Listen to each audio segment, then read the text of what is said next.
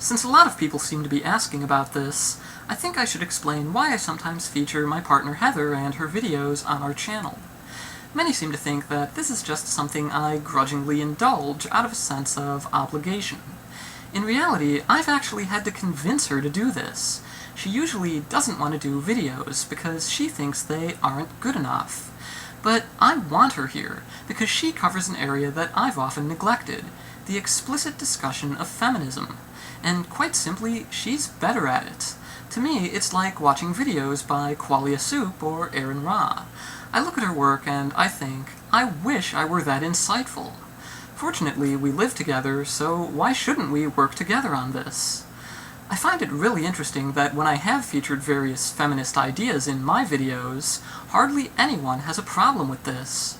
I suspect it's because I've rarely used the word feminism itself, a term with an almost magical ability to turn people's brains off. As soon as you say you're a feminist, out come the standard array of reflex responses. You're ugly, you're a bitch, you just hate men, why don't you support everyone's rights? What about the men? But men and women are different. Women are already equal. The sort of thing that most of us already have the good sense not to say about LGBT rights, atheist activism, and other issues I regularly discuss. Somehow, this topic alone has managed to enrage more people than when I've recommended boycotting the Salvation Army, told preteens it's okay to be gay because there is no God, suggested that transgender people shouldn't have to tell anyone they're trans before sleeping with them, and drawn Muhammad and then eaten the drawing. Apparently, it's much worse to call yourself a feminist and say that gender roles are mostly arbitrary, often restrictive, and usually disadvantage women.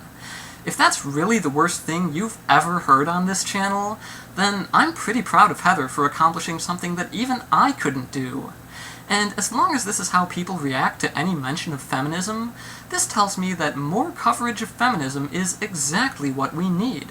We need more open discussion of what feminism actually is, why feminism is a necessary movement, why the issues addressed by feminism are important, and why being a feminist is nothing to be ashamed of.